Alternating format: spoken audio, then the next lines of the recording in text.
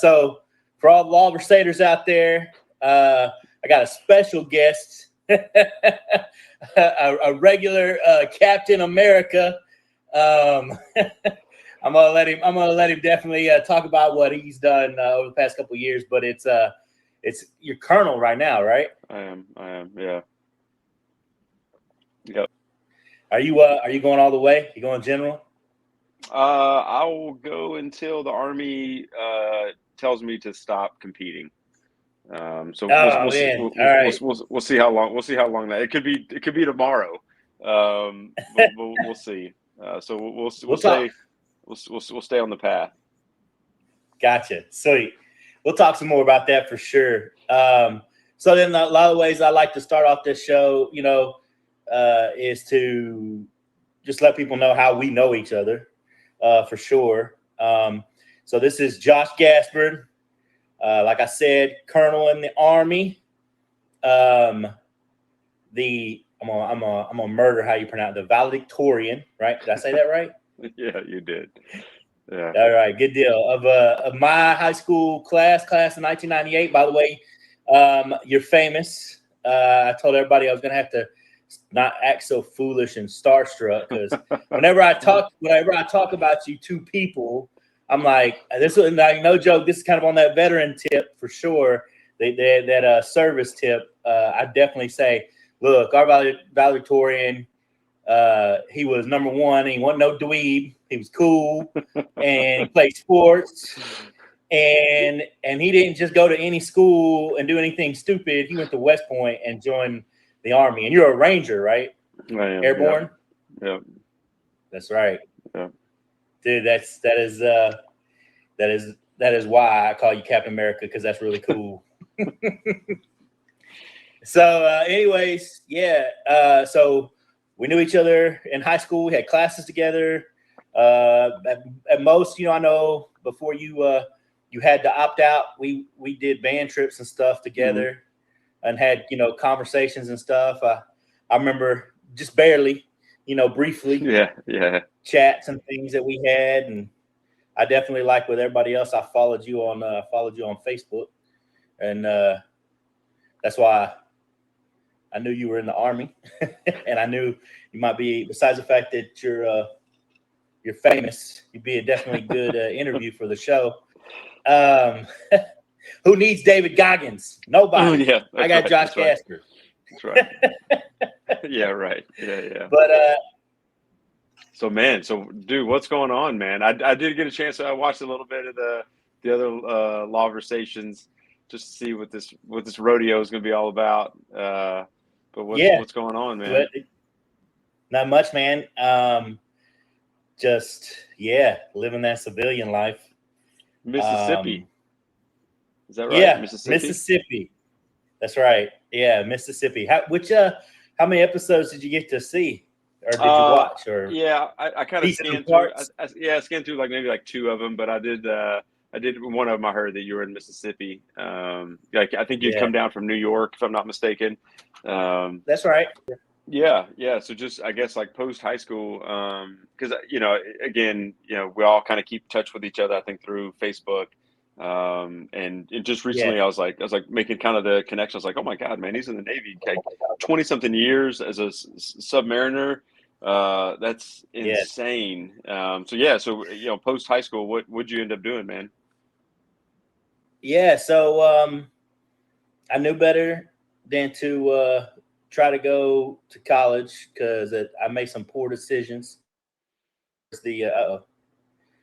Towards the end of my high school career, and I knew with my partying and my behavior and everything else, I didn't need to go to school on a full ride scholarship for music.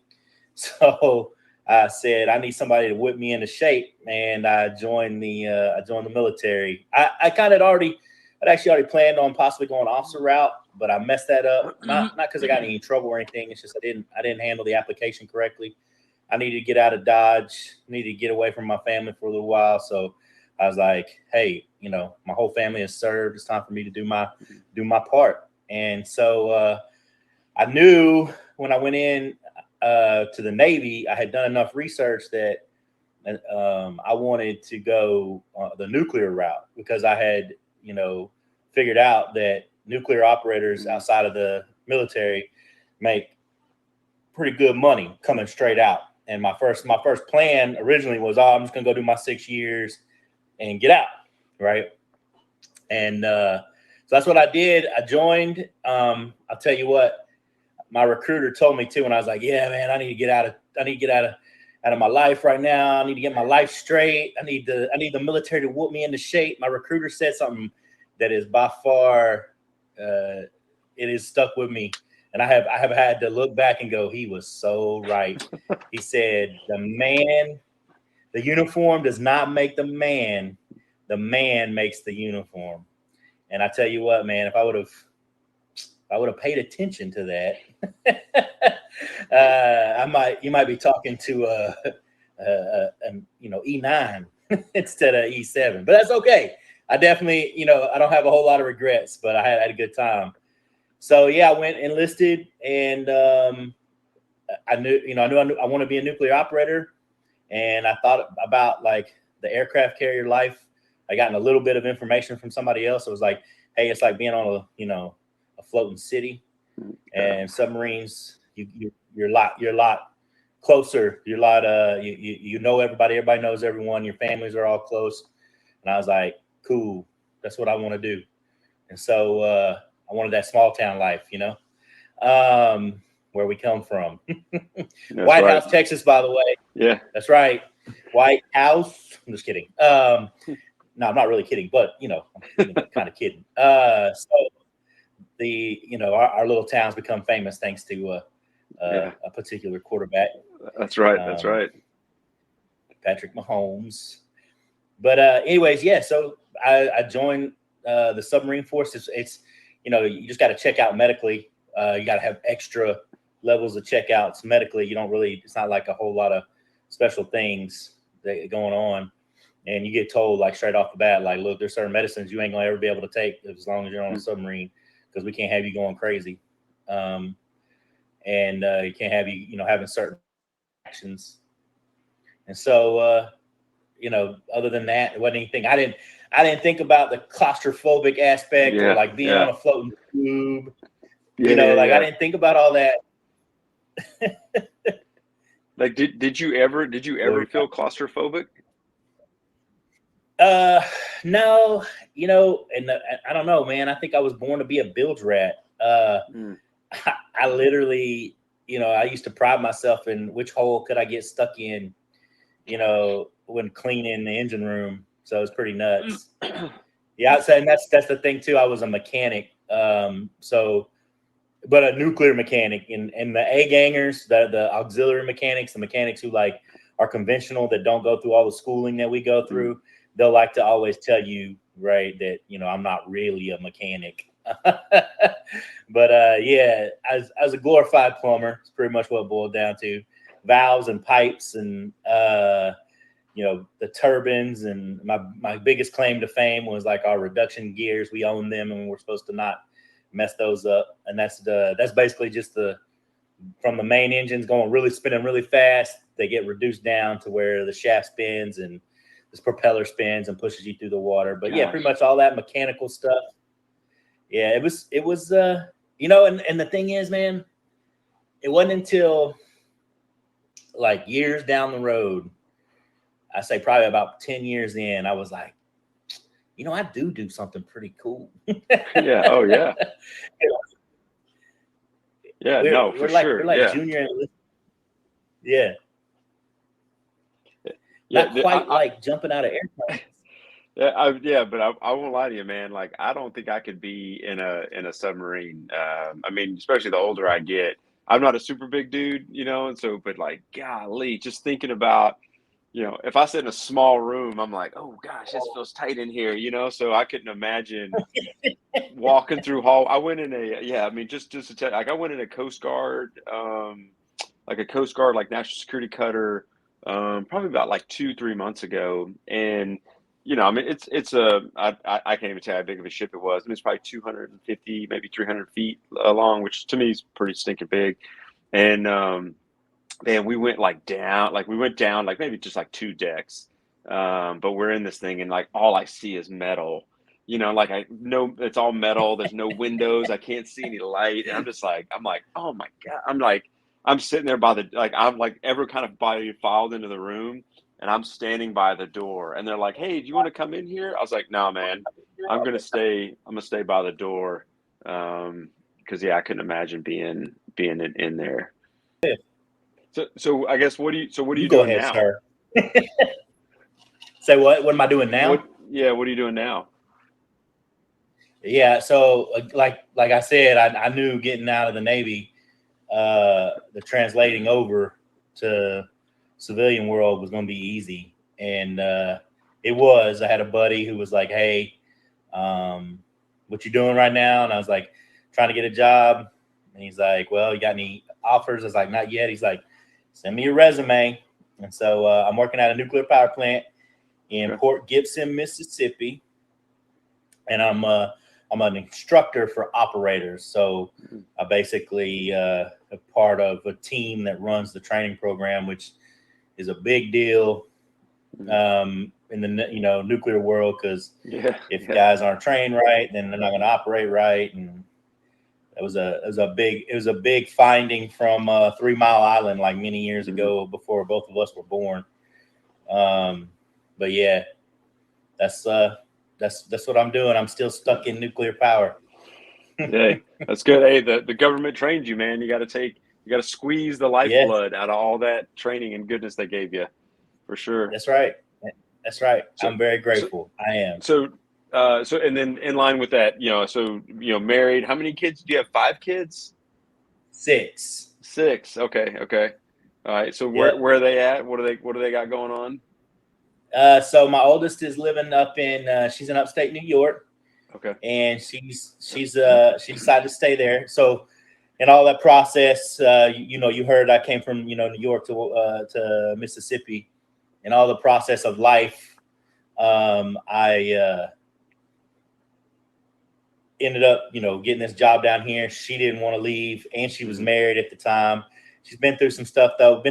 Family's been through a whole lot of stuff in 4 years of getting out of the military. It's been pretty crazy. But it's turning out all right. We're doing well now for sure.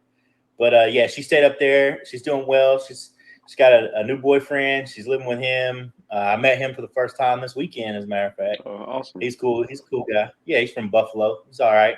He's a super Bills fan. He's part of that mafia. I didn't say anything to him. I didn't say anything to him about all them Super Bowls they lost, especially to the Dallas Cowboys. But he's probably watching the show right now. No, actually, we're not live, but he probably will watch it. So, anyways, yeah. Then my oldest boy's here. It's funny. One of the episodes I talk about having to kick him out of the house. He's all right. He's doing good. He's not a bad kid. It's time for him to do his own thing, and he was already headed that way. The way he was going out was kind of silly. He was like, I'm just not going to pay rent anymore. I'm like, no, you no, that's not how this works. So, anyways, he's doing well though. He's working as a chef. He just got a decent job at the Okay. Sheridan, where he's actually like a really nice hotel here in this area. And he's actually working in a real kitchen, so that's kind of where he wants to go in life.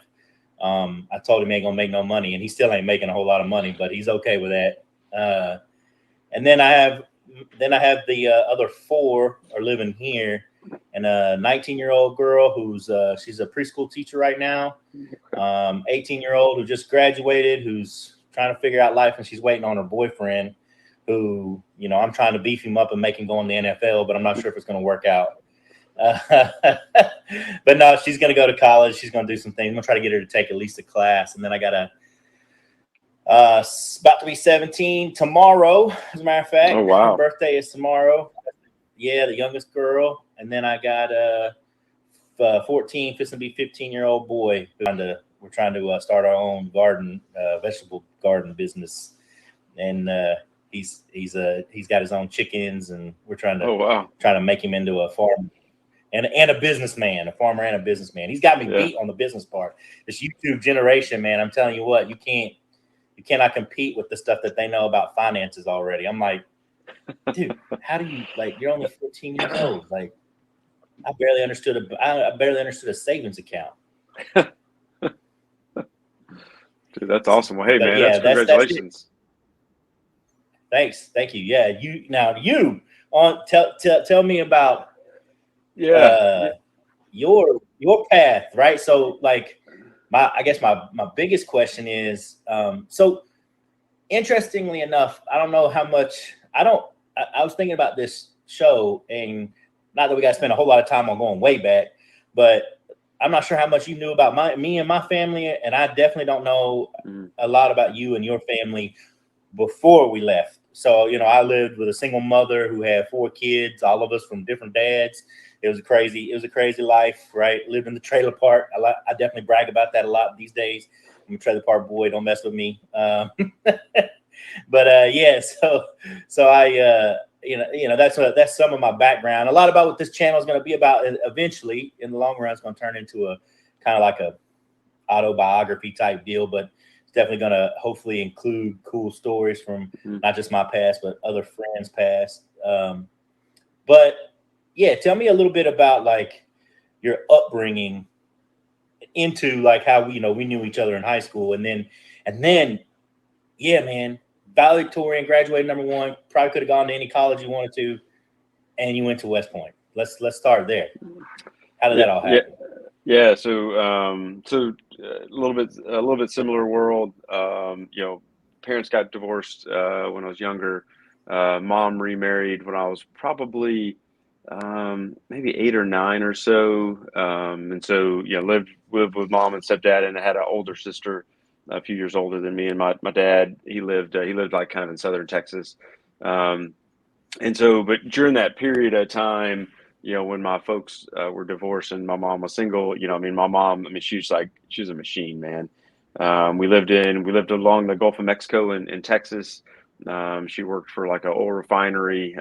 Just doing like hard work, and Oh putting yeah, it put bro. put Oh, putting in oil hard fields.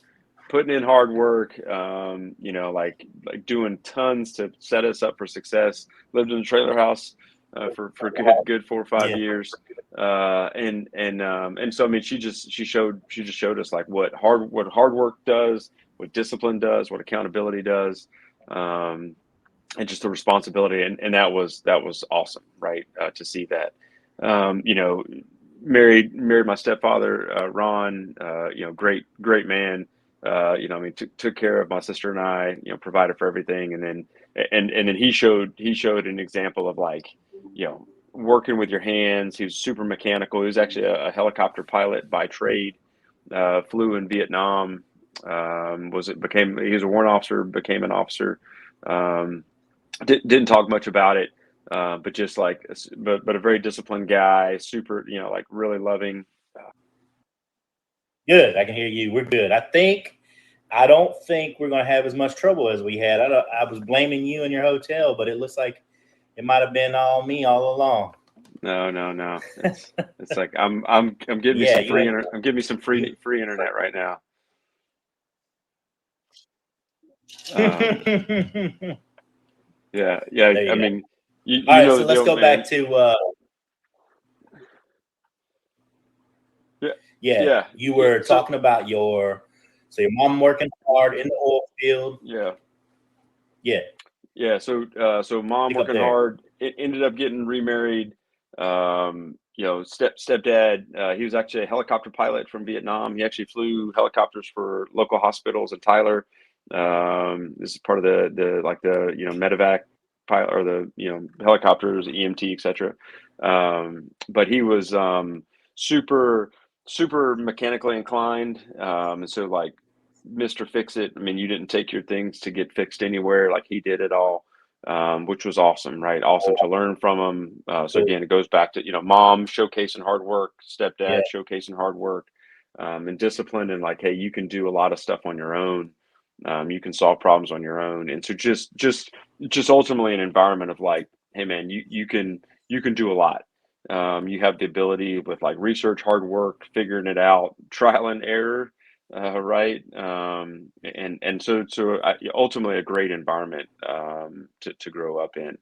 And so, fast forward into high, kind of, grade school. So we moved up to Whitehouse when I was going into third grade. And came up into the school, and I mean, like, great education, man. And I mean, like super pleased with how we grew up, and get to high school. And go ahead. So I'm gonna pause you right there. Ready? Yeah. So since we're moving through this timeline, I think my first memory of you ever, did you do a 6th grade talent show entry? I sure did. Did you? Yeah, that was like, I did something about the dinosaur. yeah, Something? walk the dinosaur. That's right. Walk the dinosaur. It was I wish I could tell. It's ever Yeah. I wish I could tell you like what the song. I mean, I could like sing it, but I'm not gonna sing it. I wish I could tell you what the song was, but I had this big blow up dinosaur on the stage, and I'm like, dancing with it while I'm like singing this thing. Yeah. And I didn't win anything, but there was a local radio station that was there, and he came up to me afterwards and was like, "Hey man, like that was really cool. Here's 2 movie tickets to something." I can't remember what the movie was, but he gave me 2 movie tickets, which back in the day, going to the movies was like the thing. And so like I got these 2 free movie tickets. That's how there was to do. Yeah, that's right. And so like that was like, I mean, so to me, I That's won. But yeah, no, that was talent show. I don't have any talents, so dancing with a blow up dinosaur is probably about the peak of my talents as I lip sing Milli Vanilli style. So I remember, right. All I remember was the crowd was going crazy, and I was like, "Man, who is this dude?" Yeah. Oh my God. Yeah. Just funny. A movie ticket winner. No big deal. Yeah. So, that's it. So that's all that matters. Like, and I am. I mean, to this day, I'm super pleased with the education we got, with the environment we got, in terms of schools and stuff like that, and playing sports in the band. As you mentioned earlier. Just like Mr. Whitley, like in the band, like, he scuffed me up a few different times, always needed when he did it, and so it was an environment where for me that there was accountability, right? Like our teachers like held us accountable. Like they like, if you didn't do the right thing, like they told you. I tell my kids and I tell other people when we move places, I'm like, "Hey man, we used to get licks," which is, paddling is a no-go these days. It's like, but there I was telling a Coach Cooley story just this weekend. Like, but there was a sense. Coach Cooley, man, oh my God.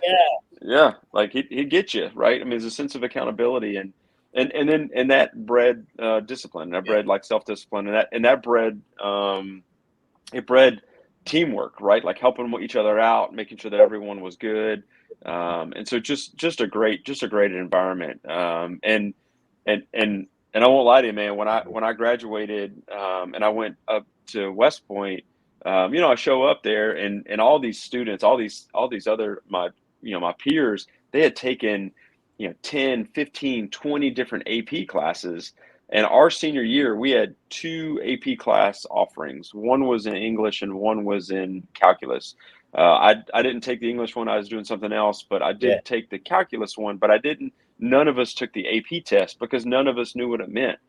And so here I am I'm in college now, and I'm surrounded by all these like, super duper smart folks from across the nation that took all these AP classes. And I'm like, man, I'm going to fail. Like, I'm not going to make it because all these people did it. But I tell you, like, I did okay.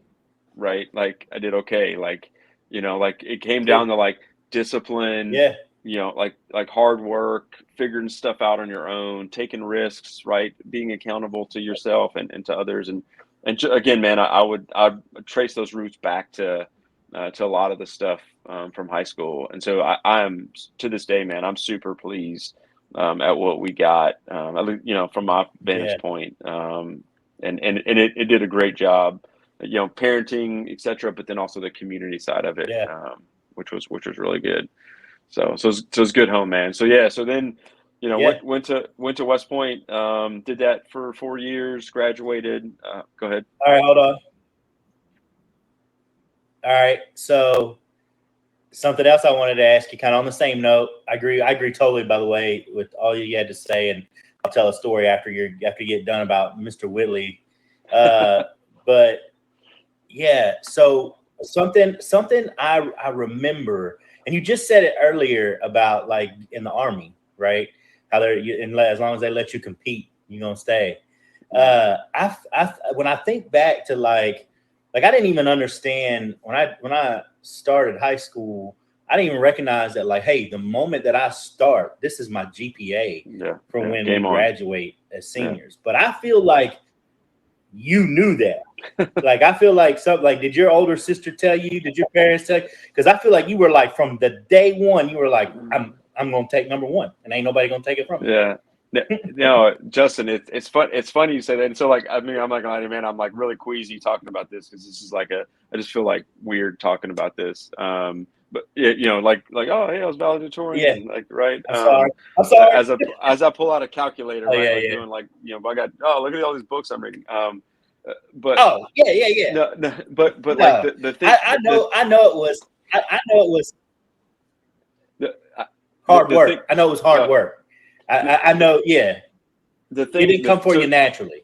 Yeah, no. And so the thing that was interesting was, so I never, like, I didn't even know. I mean, you knew the grades mattered, right? You knew that, like, hey, this was the GPA that was going to endure through these 4 years. Mm-hmm. But it was like after first semester of freshman year, like, you took all the freshman classes, right? You just did your thing, right? Studied, did all the stuff, and then we got our report cards, and then it was probably like the first month or so in the second semester, they published like the class rank. And so I went by the counselor's office. They're like, hey, go by the counselor's office and get your class rank or whatever. And I went in, and it said like number one of 200, whatever the number was, right? And I was like, what? I was like, what does this mean? And they were like, well, hey, you're like the number, like, you're currently, based off of first semester's grades, you're the number one student in your class. And I was like, yeah, but, like, I don't really understand. They're like you have the best grades. And so then it was like so then I was like, oh heck, it's on, right? So because then you're like, hey man, like, there's a bunch of lions chasing me, right? And I got like a stake tied around my neck, so it's like, hey man, like, you can't slow down, right? I mean, there's an old Dos Equis commercial that said, running on a treadmill will never get you the same results as running from a lion, right? And so, like, running from those lions that were out there, man. And so to me, then it became like, okay, hey, every day, every test, every graded event, right? I mean, it's like you compete, and again, it's not, and it was never like malicious. You were never like vindictive. You were never, but it's like always helping, inclusive. But at the same time, it's like, hey, like, this is a body of work. But I can tell you, man, it came back to that single day where I'm standing in the counselor's office as a freshman, second semester, and they're like, hey, you're number one, and I'm like, what? And then they're like, and I was like. And I came home, I told my mom, and we're talking about it, and and it's like, okay, like, all right, game on. Like, it's time to do this every single day. But yeah, so that's how it happened, man. I love it. That's how it happened. Yeah, it's crazy. I love it. It's crazy. Yeah, real life motivation right there. I love it. That's good. Hard work too, because like I remember, it's so funny too, man. All the nerds, you want to talk about lions, man. All the nerds were chasing you so hardcore, like, and I remember, like, we were in physics class and stuff, and I remember I forget his last name, but Danny, and then Matt Mazingo, and like Drew Schaefer and all them. They were always so mad because you were still number one and hanging on, and I always thought it was funny. And I know it wasn't malicious, and like I said, I remember it just being like, I could tell, I felt like it was you knew what you were doing, and it was hard work. You know what I'm saying? And anytime we were in a class together. So yeah, that's cool. That's real cool. Yeah. No, man. Yeah. So yeah. So again, So but it goes. Keep going. It goes. Again, I'd say, man, it goes back to the teachers. I mean, like even like you say, physics, right, Mr. Young, and that crazy cat. I mean, and I mean, like his famous line was like, hey, don't deny that someone the joy of discovery, right? Because you go to give him the answer or something like that, and he'd say, hey, don't deny someone the joy of discovery. Yeah. And to me, that's man, that's like a catchphrase for life. Right? That's about like figuring it out, getting after Hey, listen, it. the first time. Yeah. Mm-hmm. The first time somebody said that to me in the Navy, I want to say I was like, yeah, it was a senior chief on my first submarine. He Senior Chief Girton. I'll never forget. He was like, he knew everything about the submarine. He was a Nav ET. So he's like the very forward end of the submarine. And he knew all the stuff he knew stuff in the engine room better than I did. And it was my stuff, right? And I'm going to him for checkouts to get my Dolphins, my warfare pin. And I remember, like, he would call me. I mean, at the time I was a E4, and he would call me a leader of men, and I'm like, what men am I leading? He's like, hey, there's E3s and E2s out there. You're a leader of men. And I'd be like, okay. And then the other thing he'd always say was like, oh, I will never rob you of the joy of discovery. He said some other stuff too about how not to ever forget where a piece of equipment was. I can't say it because I don't know if it'll get me canceled on YouTube or not. That's right. But hey, another thing that Mr. Young used to say, and I wanted to talk. Didn't want to read. I just wanted to. I knew that this episode was going to be the episode where I mentioned it. Was another one of his famous lines was, "Do what you have to now, so you can do what you want to later." Yeah. Dude, that's it's funny. It's funny that line right there. I mean, heck, I try to use it with my kids all the time. I use it with a bunch of folks in the Army. It's like, I was like, hey, like if you want to ever create space for yourself, like do what your boss wants you to do today. If you do what your boss wants you to do, like you're gonna have so much freedom to do whatever you want to do later. But if you think you're smarter than you are, and like you think you want to do what you want to do, and you're not doing what your boss wants to do, like trust me, like you are going to get your priorities shifted. You're going to get your time taken away. So yeah, that line is so definitely like do what you have to do now, so you can do what you want to do later. Again, man, like that wisdom doesn't become apparent until you're in your upper 30s, lower 40s, right? If you're only that smart when you're 16 or 17. Right. Like we would have been so much better. But yeah, so things like that, man. I know. Like things like that. And so, and then I think one side is like, we're talking kind of the academic side. We talked Mr. Whitley a little bit. I think what he gave in that extracurricular world of band. And again, same thing, like discipline, structure, accountability to one another. Even like in band with what's it called when you like the chairs, right? Like when you would play, and I was in the drums, right? So like you'd get chaired, so like your first chair place? Or like eighth chair. Which chair you were. Yeah, and that, I mean, even in that, right? I mean, that's like you compete, and then there's a list. And we all think we're number one, right. But then on the list, you're like number 10, and you're like, dang, I'm number 10, right? So, and that's good, right? I think that's good. And so that, and then on the, I agree. No participation trophies. Yeah, I said no participation trophies. Fact. And then for me on the other side, with football. The football staff, Coach Birch, he was our head football coach at the time. I mean, he put the hucklebuck on us a little bit, and so same thing, just a good environment. So academically, extracurricular side of things. So again, I don't have any bad stories, and maybe I did at the time, but as I look back, man, just a great gig. And so so post high school, did. The first time I ever flew in an airplane was when I went to West Point, which was a pretty wild ride. And so flew up there, did that for the 4 years, graduated, became an infantry officer, went through a bunch of infantry officer schooling, etc. And then first assignment was with an airborne unit jumping out of planes in Italy, and so went there and then did deployment to Iraq, deployment to Afghanistan, and then came back. Went to Fort Campbell, Kentucky. As a company commander there. Went back to Iraq as a company commander. Went to graduate school. Went to an engineering school. I got a Master of Science degree in something. Went back and taught at West Point for a few years, and then went down to the 82nd Airborne Division. Was there for a few years. Went up to Alaska. Was there for a few years. Commanded an airborne battalion up there while I was there. So that was super cool. And then went down from there. Went down to Hawaii, and I was in Hawaii for 2 years. I was the operations officer for the Army division that's down there. So super cool gig. Tons of ability to help people and influence what we got going on. And then I'm in my final days out here in California. Where I've just spent the last year out at Stanford University doing a fellowship for the Army as kind of part of my senior service college that colonels go to, and then in about like 20 days or so, we'll take command of the 173rd Airborne Brigade in Vicenza, Italy.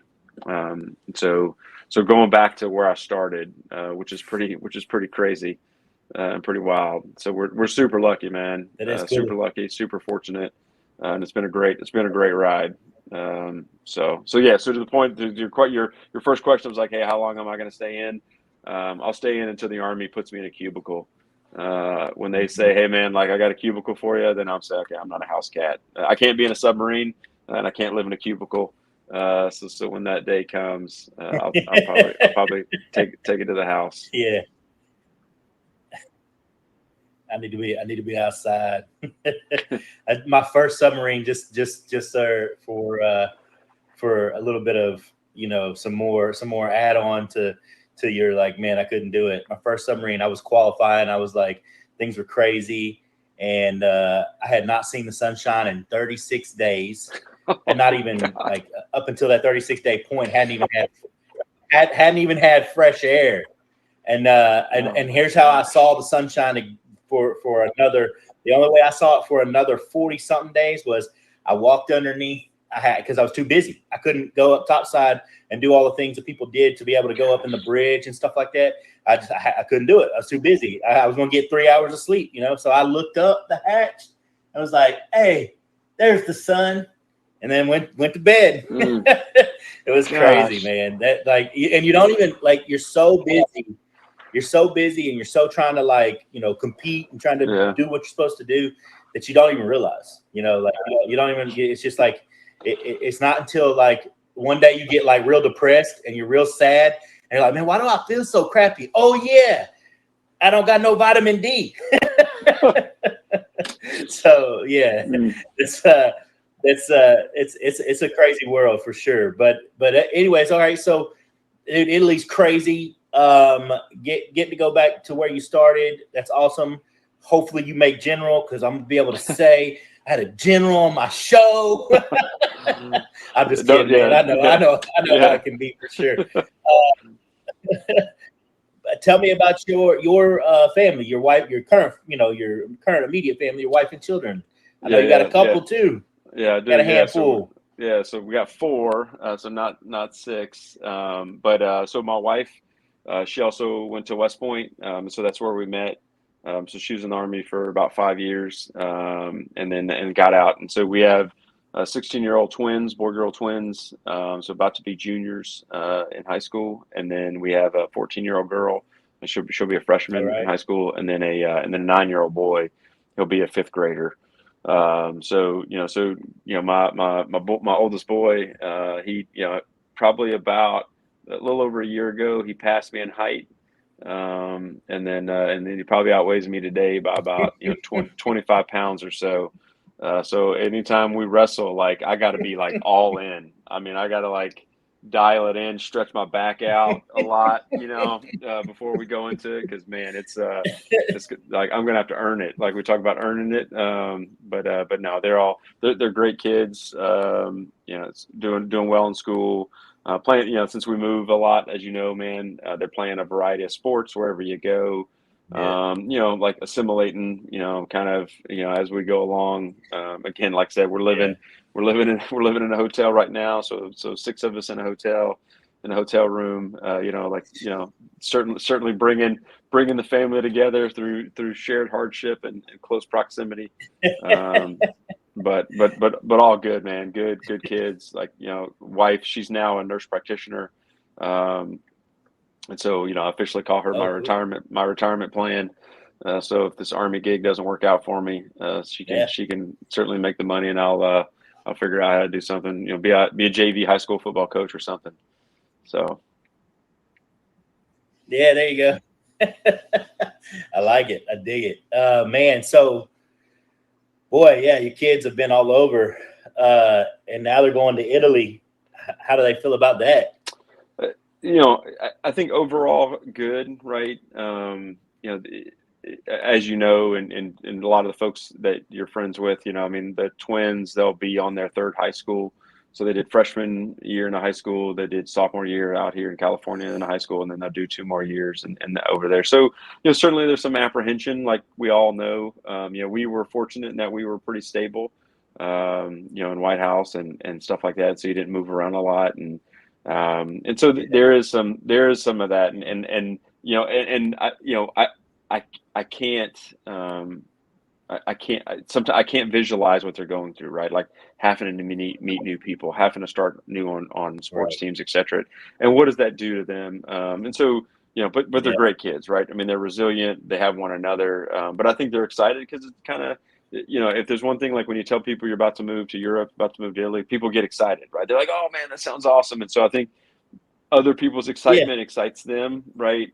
And there's a lot to be said for get to experience. Yeah, that's right. Get to experience that. And my kids have lived in, they lived in New York City, they lived in Brooklyn, they lived, up at West Point, they lived in North Carolina, they lived in Alaska, they lived in Hawaii, they lived out here in the Bay Area. I mean, like, San Francisco is just a few minutes down the road, and so they've gotten a chance to see and explore and do a bunch of stuff, which is pretty cool. And so this is kind of another ride for them, but there's the deal, man. There's some challenges with the moves and the stability that comes along with it, and friendships. But I think they're doing great, and we're pretty tight, man. We have dinner tonight. We have dinner together every night that we can. So we're like always together. We're always like sitting down and talking to one another. As before, like everyone breaks contact and goes in 10 different directions. And my wife, she does a great job, man, of bringing us all together to make sure that we're tight, because it, man. We're all we have, because we're always on an island. But we're lucky, man. We're lucky. Like, kids are healthy, kids are good. So it's been, so I think they're to get to the end of the story here. They're excited, but with a little bit of anxiety and apprehension, if that makes sense. Yeah. Oh yeah. No, I totally. By the way, if you haven't noticed, we've got a decent delay. It's the first time I've ever had like a delay. Yeah.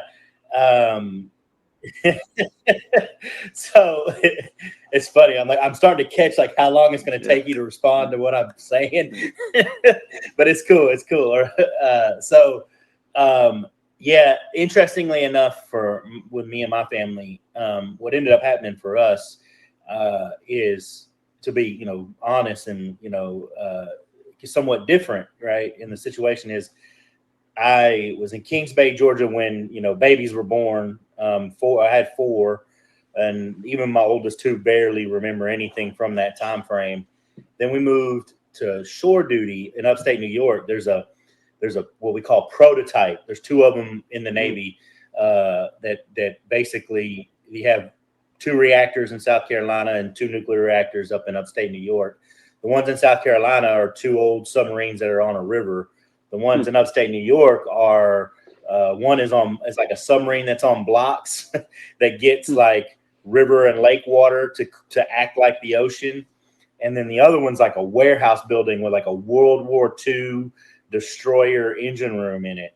That place is the most weird, crazy, like mixture of Navy technology over the years you'd ever see. It's so crazy. And I got the fortunate, my second shore tour, I got the fortunate opportunity to work in there, and I'd go up there and see, bed plates and nameplates that said like 1940, and I'm just like, dude, that's so crazy for our turbine generators. But anyways, yeah. So basically, we got there for that shore duty, and I did I thought it was a smart thing. I was like, hey, it's a long shore duty. I'm gonna be here for at least 3.5 years. And I plan on getting out, and the market's great. I'm gonna buy a house, and so I purchased a house up there in upstate New York. I was in Schenectady, right outside of Schenectady, Scotia, New York, and Saratoga Springs area, right? Like that's where the base was up in Saratoga Springs. And the horse season, man, horse track, boy, that place was wild. There's a big old party too. My first tour, I didn't quite participate, but my second tour, let's just say I had way too much fun, especially as a chief in the Navy. But anyways, so what happened was we bought this house, and when I chose, my wife actually, she's the one that kind of pushed me to it. She's like, look, I would prefer to have the benefits of retirement. You love what you're doing.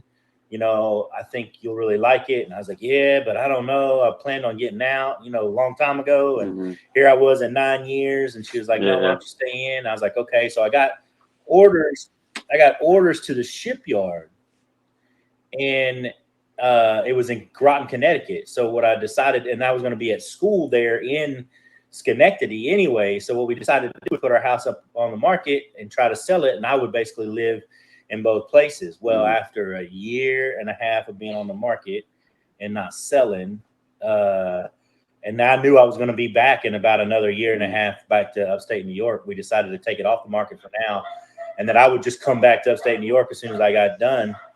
And so I did what they call geo-bacheloring. And even though I was blessed to only have a 3-hour drive, to back to home, and I could be there on the weekends, and because I was building a submarine, so we were in the shipyard the whole entire time. So I wasn't like going out to sea and then coming back and not being with my family type deal. I was basically in a shipyard Monday through Friday, and then I'd get to go home for the weekends.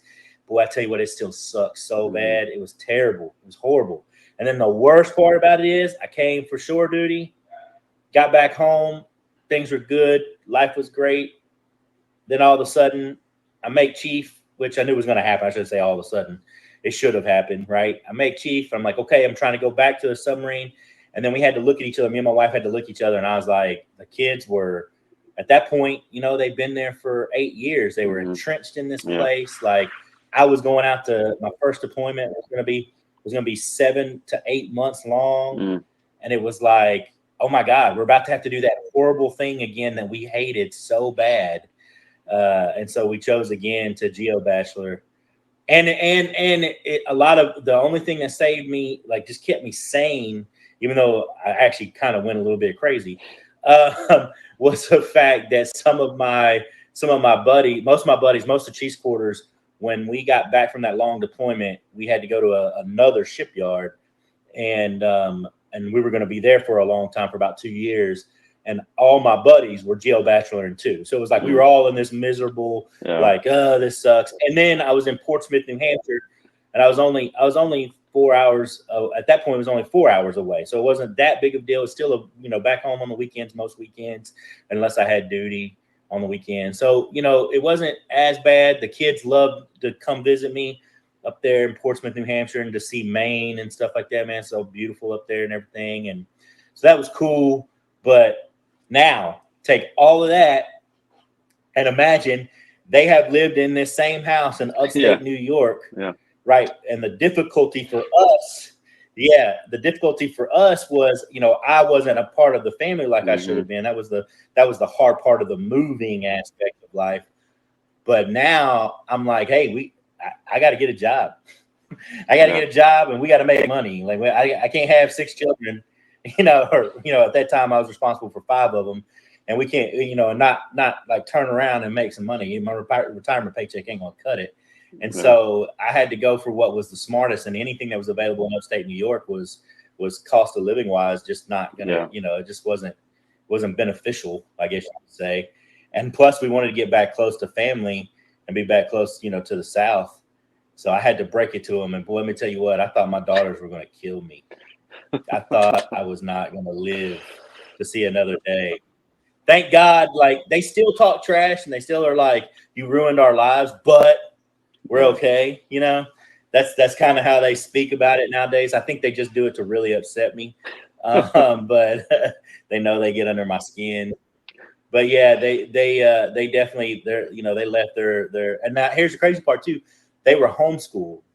So like they didn't have like the school part, but we were real big on making sure that they stayed social and plugged in and involved. And my wife ran a dance studio as an administrator, and the girls all did competition dance, and they did all this kind of stuff. And so they loved life, and I ruined it for them. That's the way that they see it but we're good today. Everybody's glad to be in Mississippi. And that's pretty interesting thing from my children's perspective, is like for them to live up in upstate New York for most of their lives, for all their lives, and then to come down to the South, they were like, where are we? I was like, we're home, y'all. We're home. What do you mean, where are we? This is where you're supposed to be. Like, Daddy, you're like this, like, you're crazy. You went left when we should have went right. That's right. Yeah. Like, dude, that's crazy. That's right. They thought it was wild. Where's your wife from? Oh, it's my wife. Hey.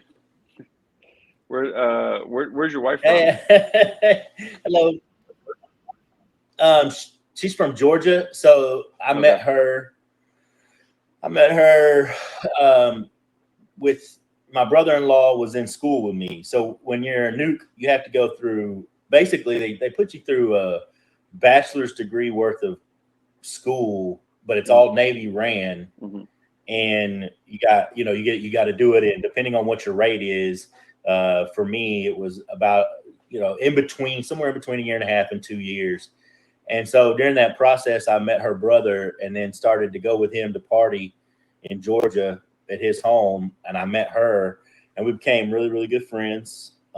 She'd been through a whole lot of life already, and so had I, but I could somewhat relate for sure. She already had a child, and that's why I adopted my oldest, many years ago. And, we became really good friends, and then we fell in love, and I was smart enough or, brash enough to basically recognize and realize, like, look, there ain't no other way this is going to work. Like, I can't, be in a relationship with a, we were both still teenagers, essentially. I was 19, she was 18 when we really got into a relationship. And I was smart enough and been raised well enough to know, like, look, you can't have a daughter and, be raising a child and us, be in a relationship. And I didn't want to let her go. I loved her to death, and she loved me. And she definitely one thing that was really obvious about her was that, not very typical of that day and age of our generation, she seemed very loyal, very, very committed to family and to family life and to me. And so I was like, well, maybe this will work. And I don't believe in the D word. So unless she, goes back, crazy and cheats on me, we're going to make it. And sure enough, man, 6 children later, 23 years later, here we are. But yeah, she's a Georgia girl through and through. I have to be like, see my teeth? They're all white and clean and straight. That's what you get when you live in Texas. She gets so mad at me. I make fun of her family. That's all. They make fun of me too, though. Let me ask you this question. Yeah, that's right. Let me ask you this question though, because I wanted to, for sure, being that both of us are Whitehouse boys. You're my first. I was gonna do somebody from high school. I want to do somebody from every area of my life, right? And I was like, what? why not? Let me just reach out to Josh and see what he's doing. Because like I told you, this thing's turned out into a sort of a veteran discussion, veteran topics type deal, like even what we just got through talking about. And but I wanted to know, like, being from Texas, how much crap did you get through West Point and in the Army about being from Texas, and when you were rooting for, I don't know which, I know you're probably an Army football guy, but I'm sure you were rooting for some Texas teams out there. Yeah. How hard was that? Oh yeah, it's yeah. I mean, so number one, I mean, like generally Texans have a pretty big personality, right? And so that always carries through when you're somewhere. And so someone you're like, oh, you're from Texas, like, oh god, this guy's from Texas. Like, here we go. He's gonna probably tell us about how amazing it is. And when I was a senior at West Point, there was the job that I was in. It had like a board of like all the people that had held this position, and so you would like engrave your name at the end of it, and you put like your name, your like year, and then you put like what state you were from. And I put like my name, my year, and I put like the great state. And everyone was like, they'd be like, oh god, that we know what the state is. I was like, yes, of course you know what state that is. You do. So we're like huge, like the Texas thing, right? Always like gets people going. And of course, like now, like, particularly you talk about sports teams, our youngest boy, he's became a avid football fan. And, like most people from Texas, like we like live and die. I don't say most people, maybe from where we're from, like, like Dallas Cowboys, right? And so I would always watch the Cowboys. And my little guy, he started watching with me. And so he became a huge Dallas Cowboys fan. And he's got like a CeeDee Lamb jersey. He's got a Stephon Diggs jersey. That we got him like a Dallas Cowboys hat. And so, man, he'd wear that thing out. Like, people would say something to him. They'd be like, hey, you're a Cowboys fan? He's like, yeah, I'm a Cowboys fan.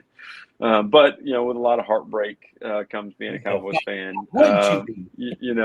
So, yeah. So, but there's always, no matter where you go, there's always people that are like, hey, like, oh, God, you're one of those Texas guys. And the older I've gotten, my accent goes away some, depending on what crowd I'm in. But if I'm in a different crowd, like, it'll come out. Yeah.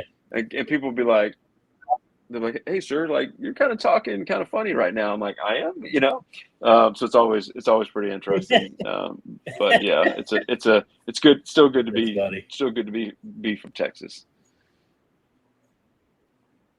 That's right. I agree 100%. We got to stick together. I tell you what, boy, them SEC boys. I'm so glad A&M is a part of the SEC now. Need some Texas representation, and the fact that they actually beating good teams sometimes. That's right. So it's good to have that competition in there and tell them to shut up. It was nonstop. All right, man. Well, okay. So let's see. We talked about growing up. We talked about our military service. Is there anything in particular that I don't know you thought about just talking about online? For my show. Yeah. So I'd ask you. I got two final questions for you, Justin. Number one. Okay. What would you say is your biggest, your biggest lesson learned, your biggest gain, the thing that you value the most from your military service? I think that's question number one.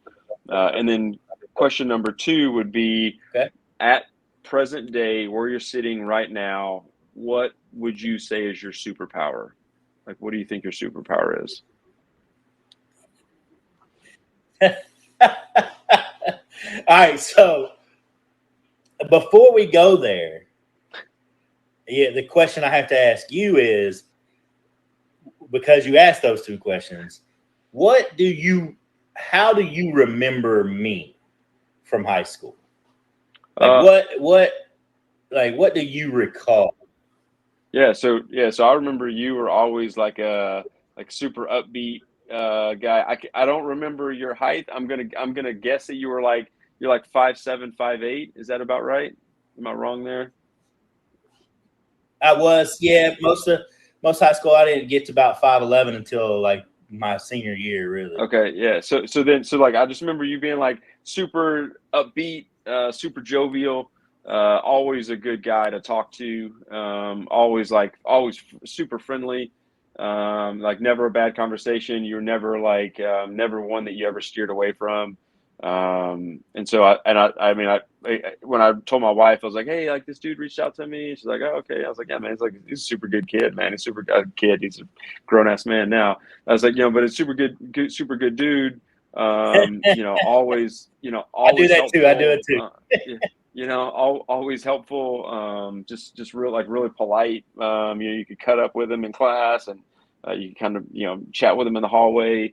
Never, I was like, man, I don't have one single bad Justin, like lost story. I was like, just a good kid, man.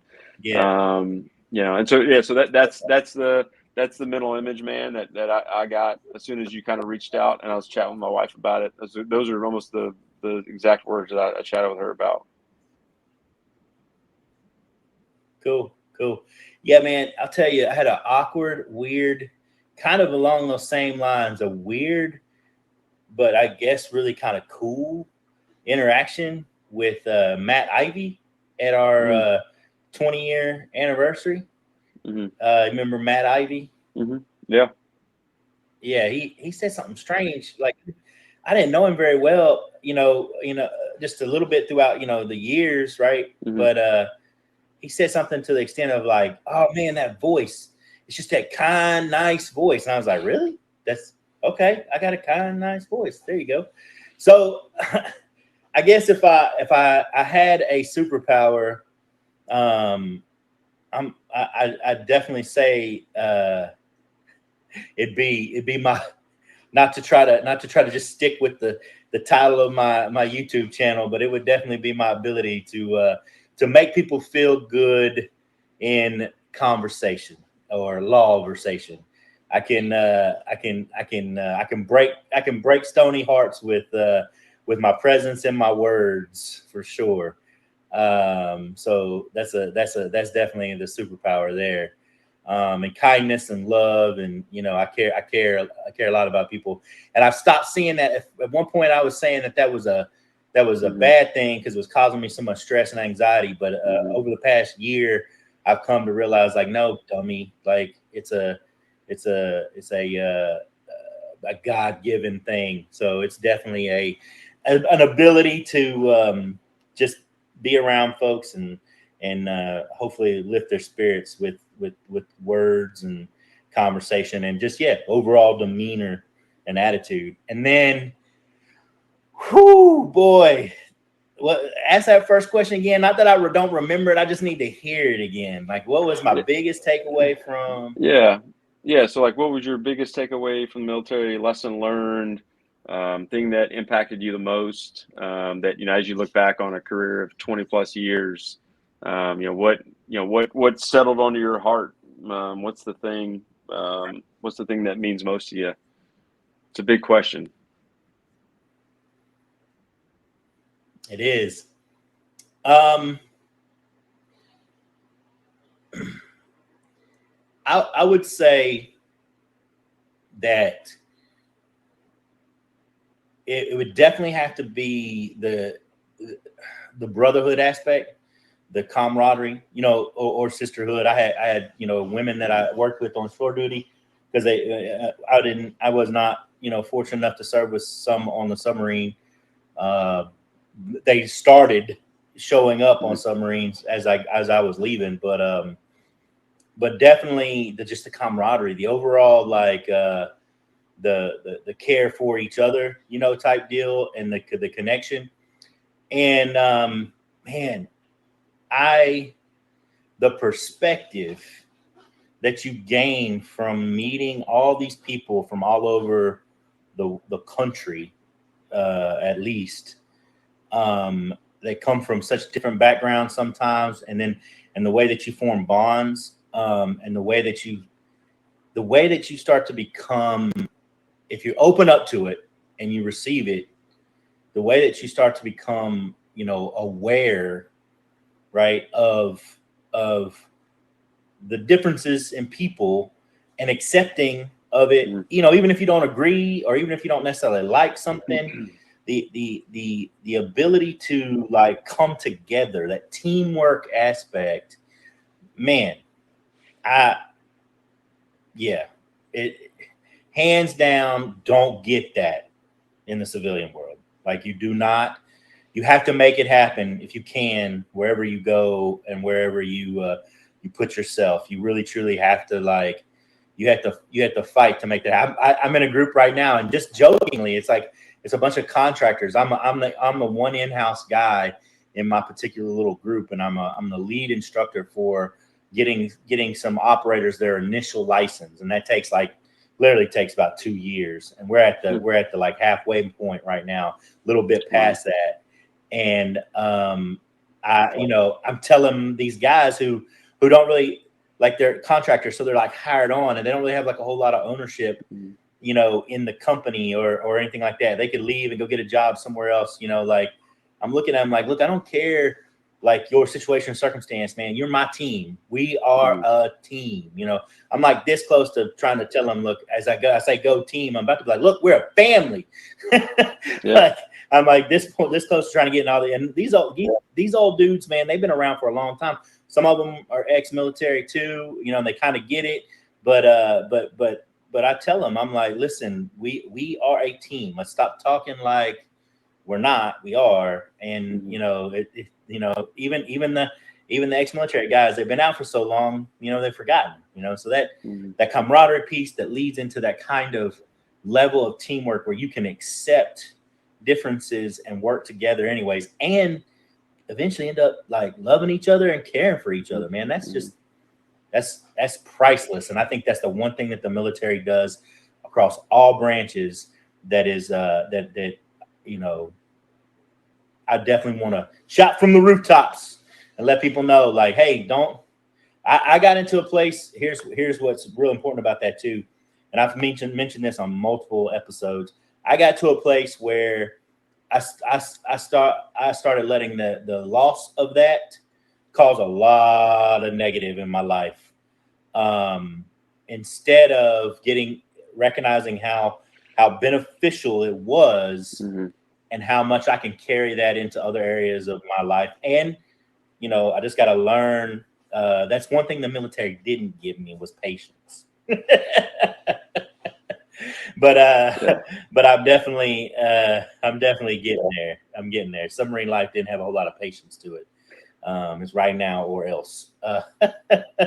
So, but yeah, I'm getting better at it, and I'm gonna take it and try to share it with the rest of the world, and let my veteran buddies know, like, you don't have to lose it. Just be strategic about how you share it when you come out, because the world could use it. They could use a lot more of it for sure. We all could. Those are some crazy questions, bro. No, man. Not what. Thanks. How about thanks you? Thanks for sharing. What's your superpower? Yeah. It's. I think the older I get, so since I'm still in the Army, I'd say my superpower these days is just I have a lot ability to help people, and if when I was a lieutenant, right, or a young captain, right, and you made a call, they're like, okay, yeah, hey, thanks, lieutenant, thanks, captain, move out. That Army captain, not Navy captain. But now, now as a I know. yeah, like now as a colonel, if I call, or if I send an email, or if I like go find someone face to face and say, hey, like, let's get this done, or hey, let's work together, hey, hire this person, like you get results like now, right? Or I call a general officer, 1, 2, 3-star, and it's like, hey, sir, like, I need your help. Can you please influence on behalf of this organization, this individual, etc. And so I think these days, like, my superpower, though it's not crazy powerful, but it really is the ability just to help people. And I think that's really awesome. And and help people become the best versions of themselves, help people become better versions than us, help people be better in the jobs that I had that I was mediocre at best, and like make them like awesome. So like, how can I just help people? The cool thing is, like, as you know, man, once you pass 20 years, there's a lot of freedom there, and that, you could retire at any day. Yeah. And so, so now, like, as Yeah. a full bird colonel, '06, at 21 years in, if one day I was like, like, I'm good, I can take it to the house, like I could, and what that allows me to do is Yeah. play, is to play the game that I want to play, and that means, helping people, doing the right thing, doing things that I think they need to be done a certain way, and also providing candid feedback to folks along the way, but all from, I think, from the sense of Yeah. just helping people. And so we're in a super lucky area, man. That we're just in a spot to help people. And so that I think that's where we're sitting at right now, man. If I had to put a superpower cape on, I think that's what it would be. Dig it. Dig it. That's good stuff for sure. Well, man, it's been a good show. I don't wanna keep you any longer, but Yeah, I could, don't mess with me. I could Lawversation all night. I really do. I do love to chat about important, or fun or good things for sure. What's your, I did want to ask you one other question. What's your favorite leadership book after all these years of being in the Army and being where you're at? If there was a book you could recommend to people, what would you recommend? um, so recently, There's so many. yeah, so recently I read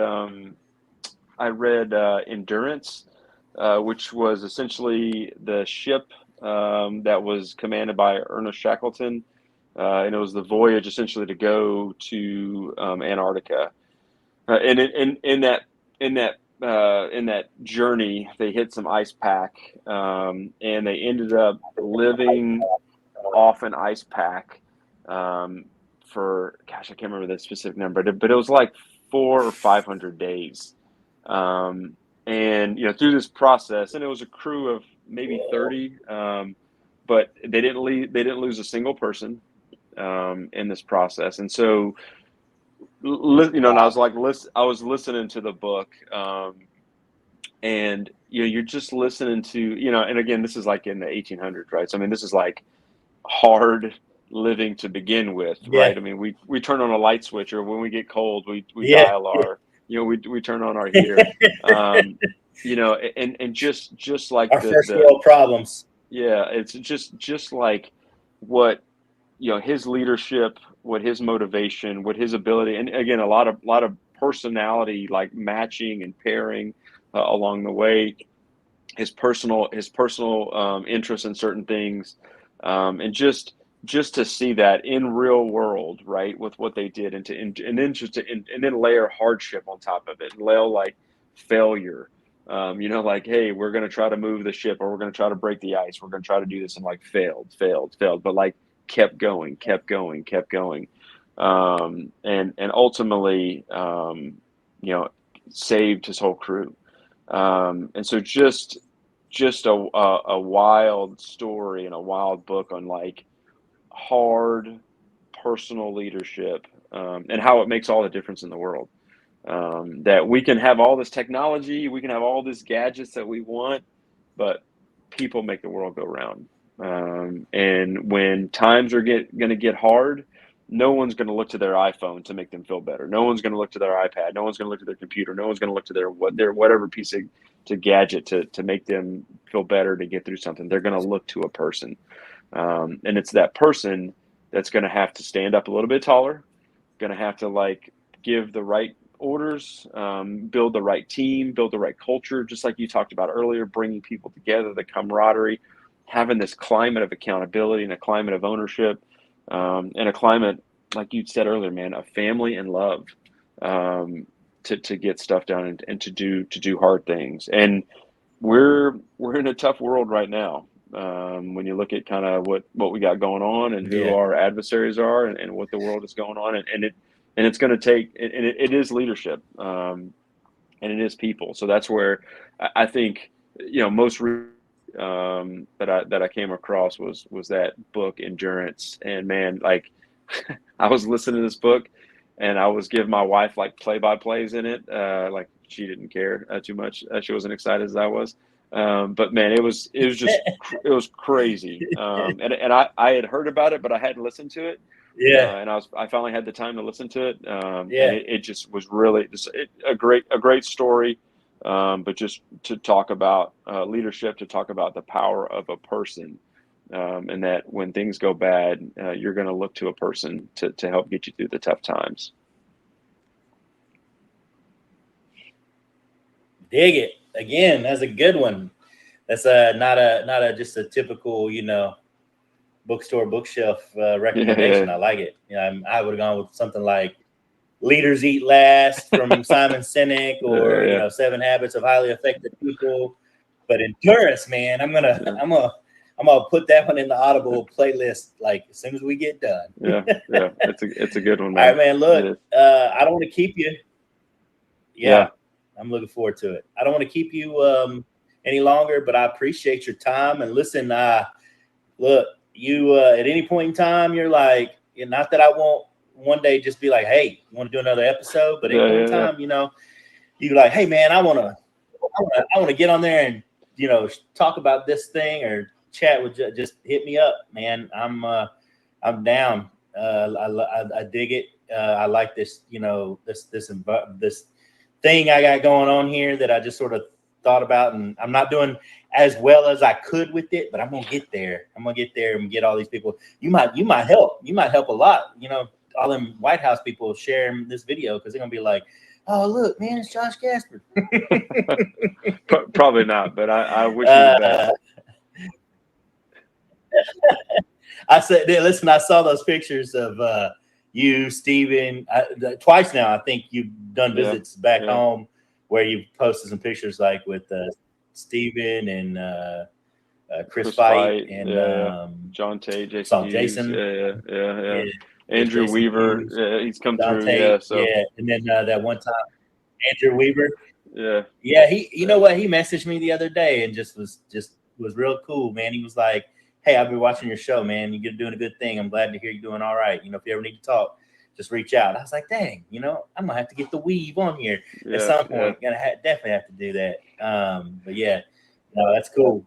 Hey, let me know too whenever you're back this way. I know, Italy, here you come, but anytime you're back this way, you're in the States, or you're, heading to, I know you probably got like 100 people, and I'm not saying that, for any other reason than I get it. I you always have family and friends you're trying to, catch up with and stuff. But if you're ever running through Mississippi on Interstate 20, man, do not hesitate.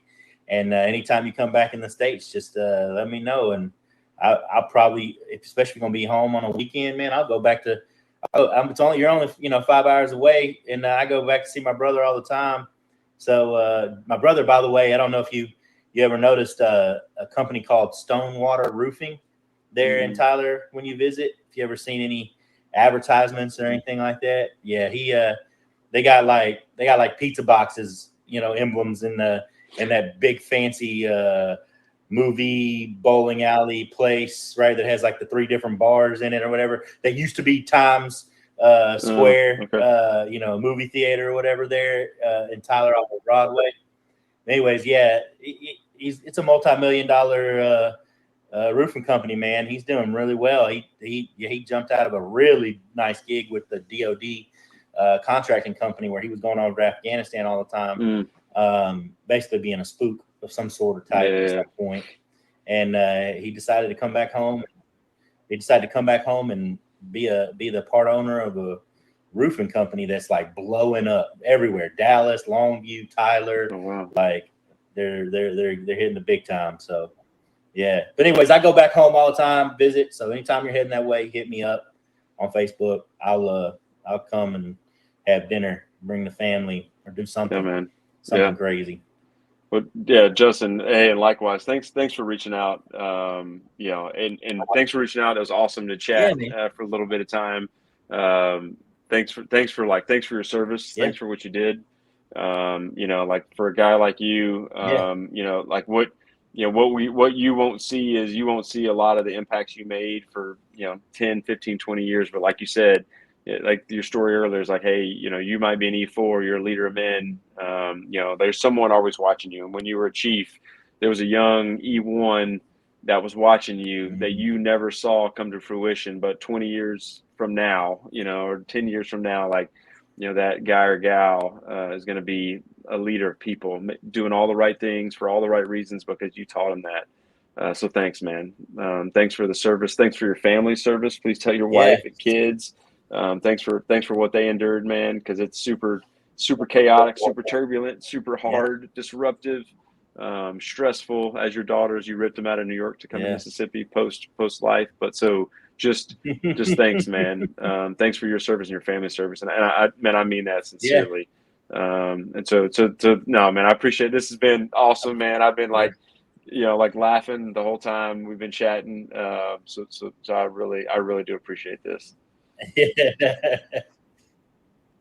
Yeah, man. It's been real. I appreciate you doing it, man. Thank you very much. And hey, same goes for you and your family and your service. I appreciate it. And you keep going, man. I'm looking forward to seeing, you know, the 5-star General Josh Gaspard. And you know what? And I say that in the same manner and way of what you just got through saying. I bet we will be in some form or fashion, in some measure, a better country if that is the case. So, you know, go for it, bro. Get it. Don't stop We'll, we'll competing we'll do and our keep on best, helping man. people. Yep, we will. We will. All right, man. Justin, thanks again, man. All right.